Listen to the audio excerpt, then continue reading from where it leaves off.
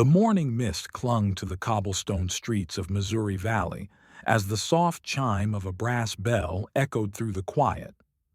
From the corner shop with the green shutters came the scent that every soul in town loved: Elias Cobb's bread.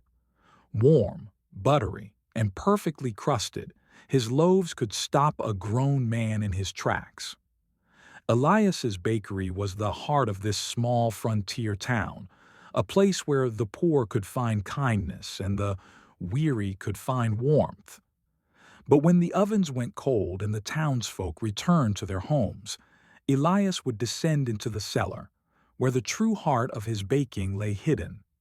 Down there, beneath sacks of flour and barrels of yeast, was a shelf lined with old wooden crates marked in faint ink, Old Cemetery Hill. Elias's hands trembled each time he touched them. He wasn't a cruel man. He wasn't insane. But the guilt that gnawed at his heart demanded something from him. Something strange. Something unholy. Something he called redemption. To everyone in Missouri Valley, Elias Cobb was the finest man they knew. He was tall and soft-spoken, with a warm smile that made even the coldest day bearable. His shop was open before dawn, and he never turned away the hungry. The sheriff once joked, "If there's a saint in this town, he's the one covered in flour." Children adored him. They'd press their noses to his window, watching him twist dough into animal shapes. He'd always save the first loaf for the church and the last for the orphanage. When a widow couldn't pay, he'd slip a loaf into her hands anyway and whisper, "Bread is meant to be shared, not sold." Everyone loved Elias, everyone except Elias himself. Behind that gentle smile, behind those flour-dusted sleeves, was a man who woke each night drenched in sweat, haunted by the same 5 faces, small, soot-covered, and calling his name from the fire. Margaret Hensley lived alone in the weathered house across from the bakery. She came every morning with her shawl wrapped tight, her cheeks red from the cold. Elias always saved her a fresh loaf. "Still warm from the oven," he'd say, wrapping it in paper.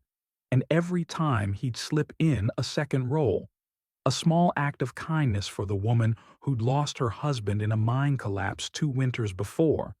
Margaret would thank him softly, her blue eyes glistening with something between gratitude and sorrow. One day she asked him, "How do you keep baking with so much warmth in your heart, Mr. Cobb, when so many have lost hope?" Elias smiled faintly, but his voice cracked as he replied, "When you've lost as much as I have, Mrs. Hensley, you learn to put your heart into the dough because it's the only place it won't break." She didn't know what he meant. But that night, Elias stayed up long after the ovens cooled, staring at the cellar door, where the truth waited, buried in silence. The cellar beneath the bakery was damp and cold, lit only by a flickering lantern. Dust hung in the air like mist, and the steady creak of the floor above was the only sound. Elias knelt beside the crates marked Old Cemetery Hill. His fingers brushed the lid of one box, and his breath caught in his throat. Inside were brittle fragments, bones, carefully gathered and ground into fine powder. The remains of 5 children, once the laughter of his first bakery. He scooped a handful and sprinkled it into a large bowl of flour. The motion was deliberate, reverent, almost like prayer. "Forgive me," he whispered, his eyes moist. "Forgive me for what I did, and for what I must keep doing." Then he began to knead.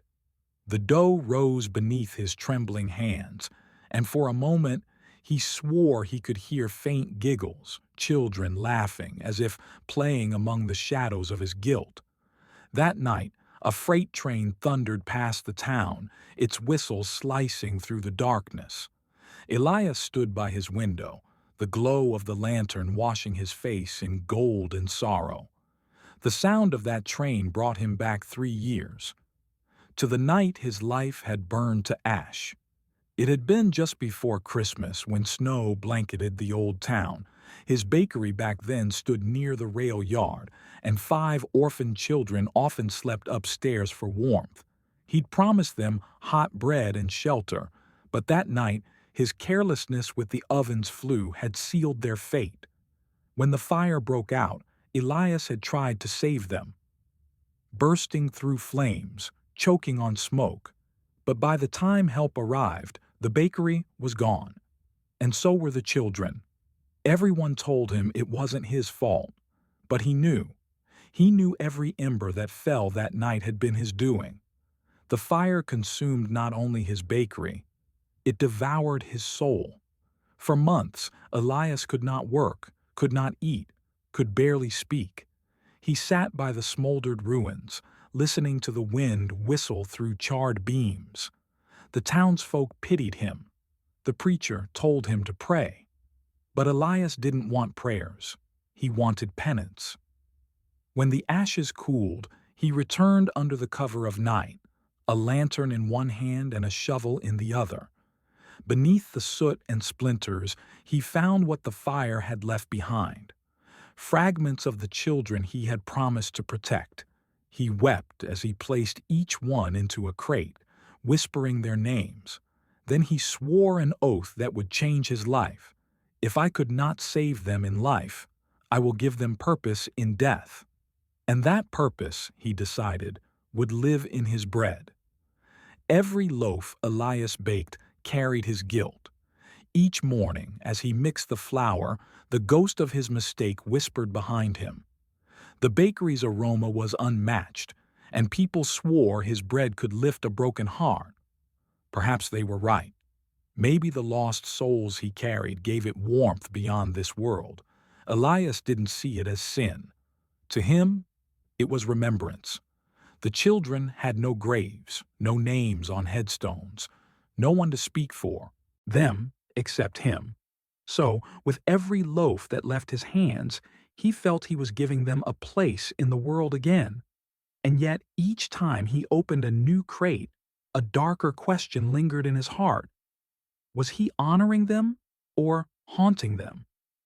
One frosty morning, Margaret stopped by as usual. She bit into her loaf and smiled through tears. "It tastes like home," she said softly. "Like something I've been missing." Elias froze. That was exactly what he wanted. For people to feel the warmth those children never had. He smiled gently. "Maybe it's not the bread," he said.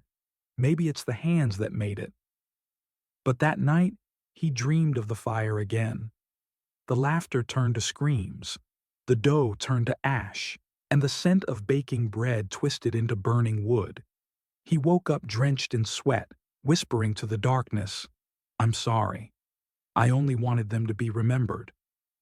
Down in the cellar, the air felt colder than usual, and the lantern flame flickered, as if something unseen had stirred.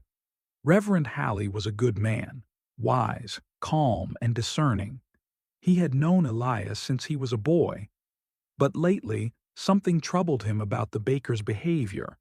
Elias had been visiting the cemetery too often, sometimes at midnight, sometimes carrying sacks, and each Sunday his hands trembled as he received communion. "Elias," the Reverend said one afternoon as he stopped by the bakery, "you've been restless lately. I can see it in your eyes." Elias forced a smile. "Just tired, Reverend. The bread keeps me busy." But Halley leaned in closer. "You carry a burden, my friend. If you don't let it go, it will consume you." Elias's eyes glistened. "Don't we all carry burdens, Reverend? Mine just happens to bake faster than most." The preacher left with a heavy heart. He didn't know what haunted Elias, but he sensed it wasn't from this world. One evening, as the snow fell like ash outside, Elias heard a knock at his door. A young boy, thin as a rail and shivering from the cold, stood there. "Sir," he said softly, "I'll sweep your floors for a loaf of bread." Elias looked at him, no more than 12, with eyes full of hunger and hope. "Come in, boy," he said gently. You'll have both bread and a bed.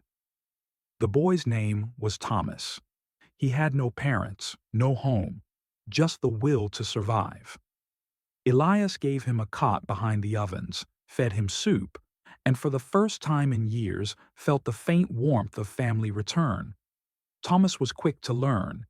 He asked questions about baking, about life, and even about the old scars on Elias's hands. The baker would smile and say, "Some burns never fade, son. They just teach you where not to reach again." In the boy's laughter, Elias found something he thought he'd lost forever: hope. But in the corner of the cellar, beneath the sacks of flour, the bone dust waited. And so did the truth, that would soon tear both their hearts apart. One winter night, when the wind clawed at the shutters and the bakery slept, Thomas stirred from his cot. He heard Elias moving below, the creak of the cellar door, the soft clink of metal, a murmur of words too low to catch. Curiosity tugged at him. The baker had always forbidden him from going down there. "It's where I keep my past," Elias once said, "and the past has sharp teeth." But that night, Thomas disobeyed. He crept down the stairs holding his breath. The lantern's glow revealed Elias standing before a wooden crate, his hands coated not just in flour, but in something pale and fine as dust. Elias's lips trembled as he whispered, "Forgive me, my children." Thomas froze. "Sir?" he said softly. Elias turned, startled, the color draining from his face. "Thomas, you shouldn't be here." The boy looked at the crates marked Old Cemetery Hill. "What's in there?" Elias hesitated, then sighed. "Truth," he whispered, "and sins that feed this town." Thomas stood silently, his small frame shaking. "You're putting bones in the flour?" he stammered. Elias nodded weakly. "Children's bones. From the fire. My fire." The boy stumbled back, horrified. That's wrong." Elias's voice broke. "It's remembrance, Thomas. They were orphans, forgotten by everyone. Their graves unmarked. I couldn't live with their silence. So I gave them life again, through my bread. Every meal, every smile from those who taste it, they live on." Thomas's eyes welled with tears. "You can't keep them alive that way, sir. They deserve peace." Elias sank to his knees. "Peace? There is no peace for me, boy. Only penance." Thomas ran upstairs crying. That night, he couldn't sleep. The scent of bread made him sick, but more than fear, what he felt most was pity for the lonely man who had mistaken guilt for grace. The next week, whispers spread through Missouri Valley like wildfire. Someone saw Thomas weeping near the churchyard. Someone else claimed Elias had been seen carrying crates at midnight. The widow Margaret overheard gossip at the market. "That baker's got a dark secret. The bread ain't holy anymore." Elias tried to ignore it, but fewer people came by each morning. He noticed the stares, the nervous glances, the way coins were dropped into his hand instead of placed there. Even Margaret grew distant. "Tell me it's not true, Elias," she said one morning, her voice trembling. "Tell me you didn't—" He looked away, unable to answer. That silence spoke louder than any confession. Reverend Halley arrived after dusk. His boots left deep prints in the snow as he entered the bakery. Elias was sitting by the oven, his hands motionless, his eyes hollow. "Elias," the Reverend began softly, "the town is talking. I came not to condemn you, but to understand." Elias exhaled, long and slow. "What is there to understand, Reverend? I burned those children alive, and now I bake to feed the living what the fire left behind." Halley's eyes filled with sorrow.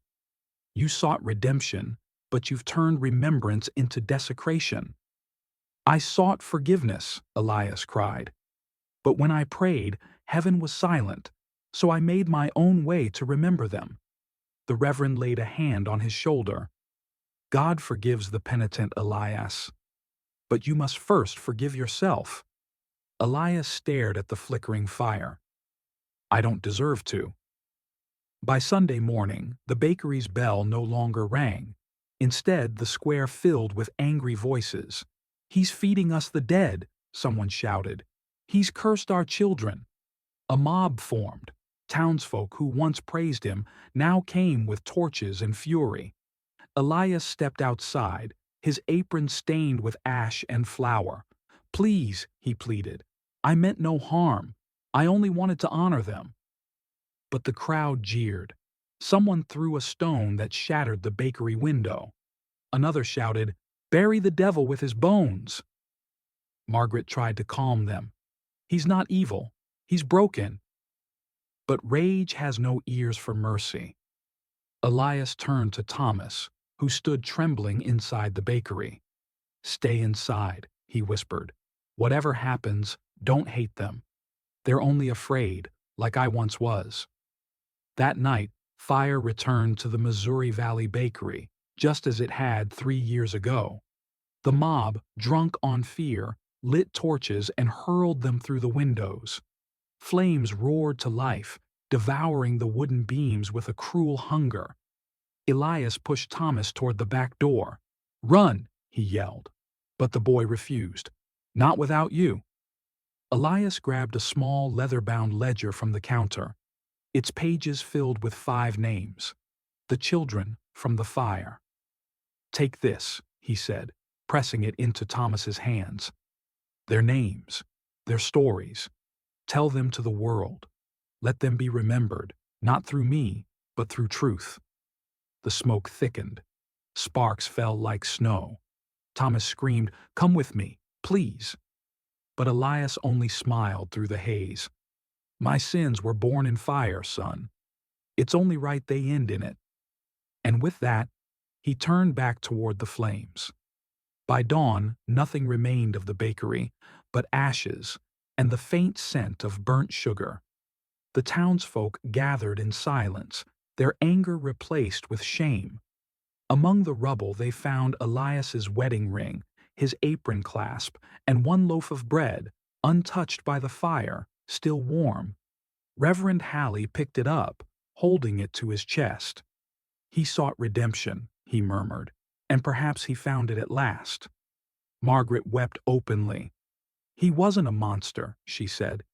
"He was just a man trying to make peace with ghosts." Thomas stood a few yards away, clutching the ledger. He didn't speak. He didn't cry. He just looked at the ruins, the snow mixing with ash, and whispered, "I'll make it right, sir. I promise." Years passed. Missouri Valley grew, the railway expanded, and life moved on. But one small bakery reopened in the same spot, this time under a new name, the Bread of Remembrance. Inside, a grown Thomas worked tirelessly. He baked the same recipes Elias had taught him, but without secrets, without shadows. On a shelf behind the counter sat the old ledger, its cover worn, its ink faded. Inside were the 5 children's names, each followed by a note Elias had written before his death. "May your hunger never return. May your laughter never fade." Thomas told their story to anyone who asked, not of horror, but of humanity, of a man who fell, repented, and tried in the only way he knew to make amends. Soon, people came from nearby towns to taste Thomas's bread, not for the flavor, but for the story. He donated every loaf's earnings to feed the hungry and care for orphans, just as Elias once had. Each evening he'd light a candle by the window, letting its glow spill into the street, a quiet tribute to the man who had given him hope. When people asked why he continued to honor a man shunned by history, Thomas would smile and say, "Because even the guilty can bake something good out of grief." And those who tasted his bread swore it carried something more than flour, something warm, almost spiritual, as if forgiveness itself had risen from the ashes. Decades later, Missouri Valley changed. The trains grew louder, The fields gave way to factories, and the old bakery became a landmark, a story parents told their children on winter nights. They said that sometimes, when the snow fell and the wind blew just right, you could still smell Elias Cobb's bread drifting through the valley. Warm, sweet, and faintly sorrowful. Some said it was just imagination. Others believed it was his spirit, finally at peace, baking one last batch for the children he never stopped loving. Thomas, now an old man, would sit by the window, the ledger in his lap, and whisper, "You're remembered, Elias, not for your sin, but for your sorrow turned into kindness."